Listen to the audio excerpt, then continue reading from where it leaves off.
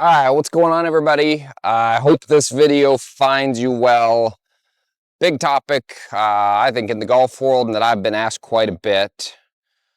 What do I like to see out of a good takeaway? I think, firstly, the first thing in comprehending what we need to do in the takeaway, number one, I'd say I don't think it's the most relevant position in the golf swing, but I would say it's an important piece in how we get energy into the golf club and how we start its directional movements that can be beneficial for a lot of players.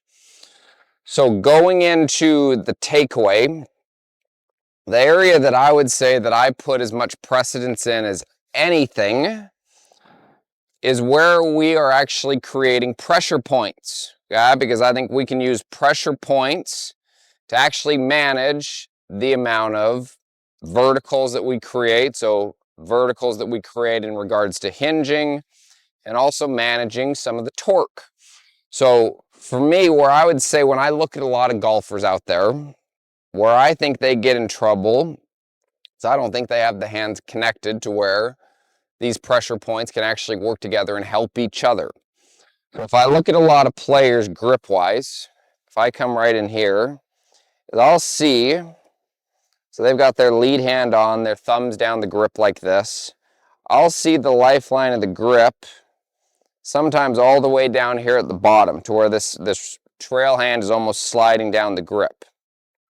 Well, what that allows me to do a lot more of is I can create a lot more of upward hinge, which also turns into extension of the wrist, which I think starts to get the radius too short. I also think it's a lot easier from this down the line view to twist.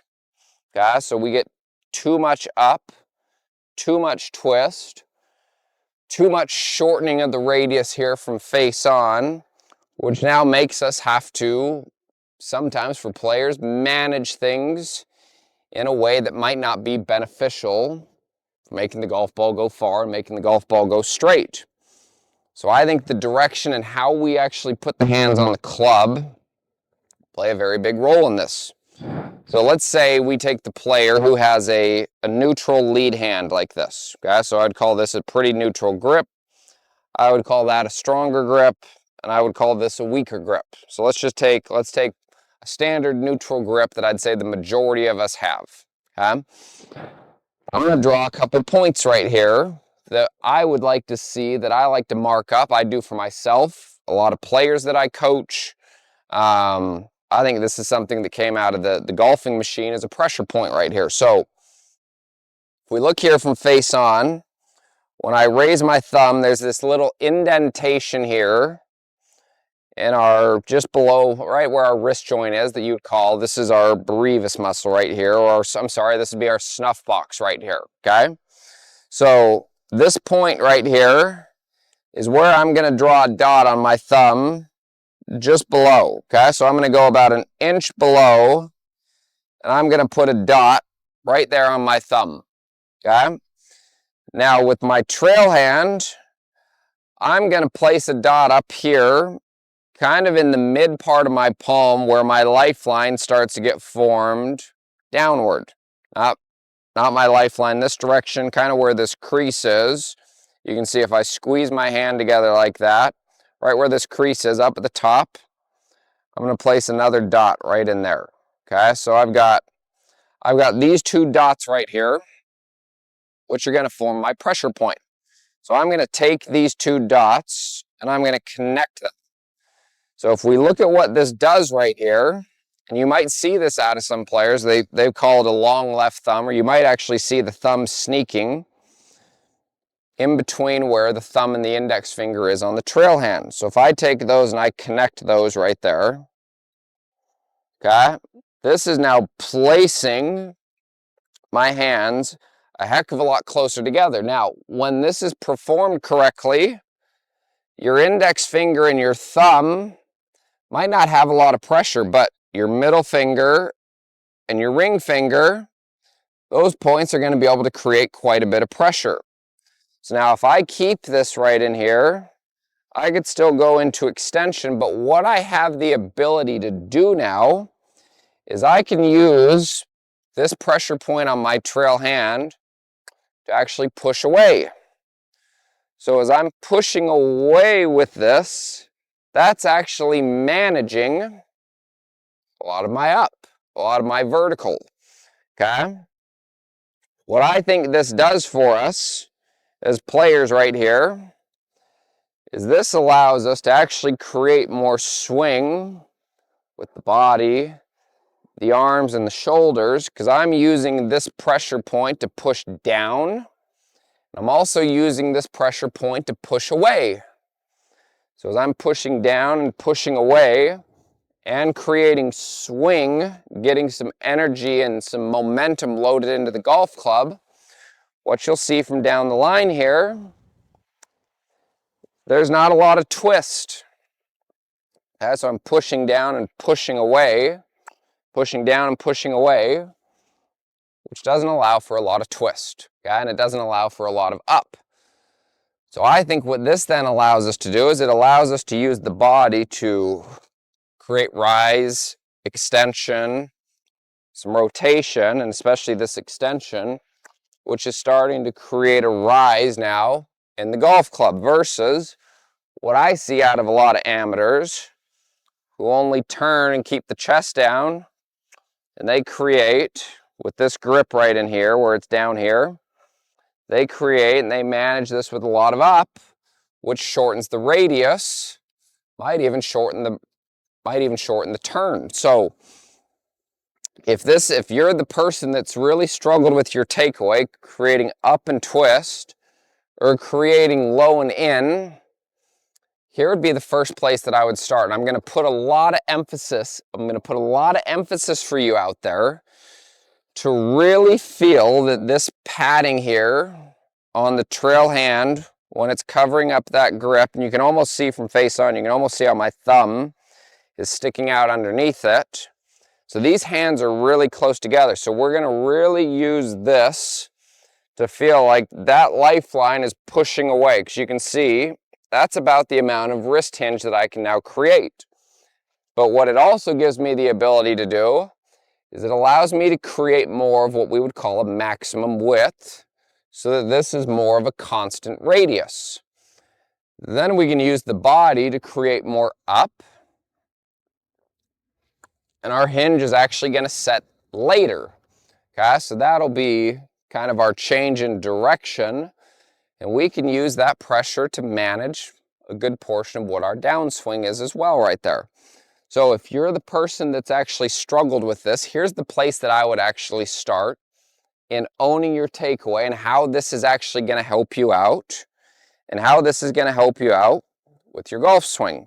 I hope you're enjoying today's YouTube video, and I just wanted to say thank you for watching, and I really do appreciate your support. If you're the player that's struggling with issues in their golf swing that YouTube might not be fixing, one of your options would be to head over to TrevorSalzmanGolf.com, where you can get and you could view all the online lesson packages that I offer as a coach. A lot of times players don't know what to work on, or if they are working on something, they don't know why it is they're working on it. And those are some of the things that I can help you clarify. So click on that link, head over there. Again, I appreciate your support. Thanks for watching, and now back to the video. So I think the two things that I see the most out of amateur golfers is I see early up, early vertical, twist, or I see early roll, and I see the pace of it far too slow. So what I'm going to have you do right here is we're going to create that pressure point. I'm going to cover that up. I'm gripping again with these two fingers on my trail hand. And what I'm going to have you do is we're going to start with 60% of our pressure forward. And we're going to start the club about 2 feet forward. And what you'll notice here from face on is I haven't twisted the grip logo.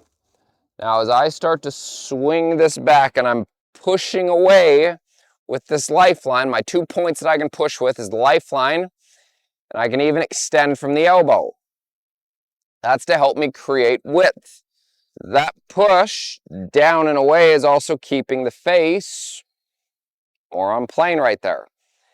If I let this piece roll and hinge, I've changed the direction of where that force would be going, okay?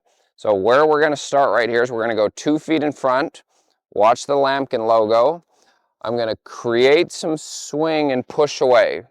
Create some swing and push away with this trail lifeline and this trail arm. And again, the logo on the grip, we can see is still on top of the club.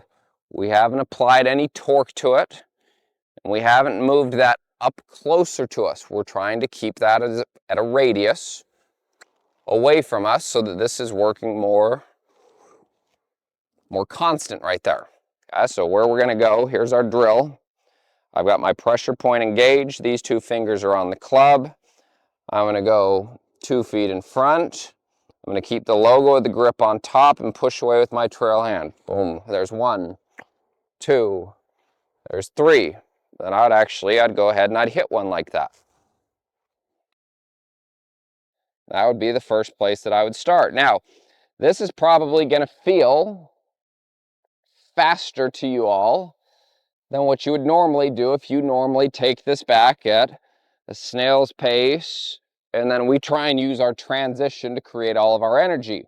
Because just like a pendulum, that very early acceleration is what gets this golf club moving, and that's the same type of thing right here that this is training.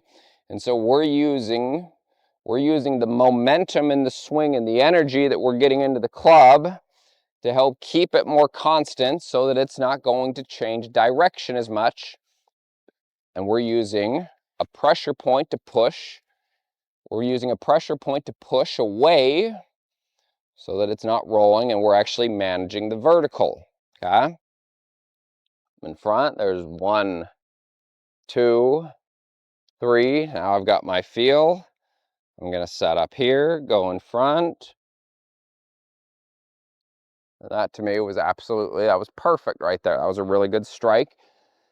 This feel for a lot of you is gonna be incredibly wider than what you're actually used to. I would say that's a good thing, because now we can actually start to manage this with how we need to move forward with our pressure, how we need to get everything working around. Might even help you out with extension on the side, on the through side of the arc as well. Because a lot of times these things right here, they work symmetrically to each other. A lot of times when we're wider back, we're wider through. A lot of times when we're narrow back, we're narrow on the way through. I think that's just how a lot of these things work right here. So the drill, which is very simple, and you can start to expand this and extend this into a fuller swing, is I would take a dot, place it up there, lifeline. These 2 fingers are really controlling the pressure. Our index finger and thumb aren't on the golf club a whole lot. We're gonna get in here, 2 feet in front, 1, 2, 3. You can see the speed that I'm doing that at, and then we'll give it a go. Now the neat thing for me right there is I don't feel any twist in what this grip is doing. It's just working back around the arc, and it's working through around the arc, and I am still using my body to help change the direction of it. But again, for the purpose of this video and how this can help our takeaway out, I think we need to take 2 points away. The pace that we start it back at and why, so that we're getting energy into the club early. And this doesn't mean, guys, that I'm saying to try and rip it back like this. There's still a rhythm to it. So add an element of rhythm, check your pressure or check your tension in regards to your arms and hands. You're not death gripping it. It's not so tight that we can't get energy into the actual golf club, but we want it firm enough that we're able to maintain pressure, but we want the arms soft enough that that energy can travel kind of from our body down our arms into the actual golf club. So that's my version of what I like to see in the takeaway, why I like to see it. I think how we can actually use a lot of this to make our golf swing a lot more consistent by keeping this more on a constant radius doing it at a pace that we get energy into the golf club early, using that to help kind of form the arc of our golf swing, minimizing a lot of the twist and verticals that we might use when our grips split, and we see lots of change to the face to path relationship, the radius, and it just adds more pieces to the puzzle than I think we actually need to have. So give that a go. Hope this helps. See you next time. I hope you enjoyed this video here. If you haven't, please click that subscribe button. You can also click the bell right there, and that's going to notify you every time that I release a new YouTube video. Also, if you haven't, check out that last video that I did. It's right here, pinned to the screen. Thank you so much for your support. I really do appreciate you watching. If you have any questions, any comments, please leave those below, and I will make sure I get back to each and every one of you. So, thank you again. Appreciate your support. We'll see you next time.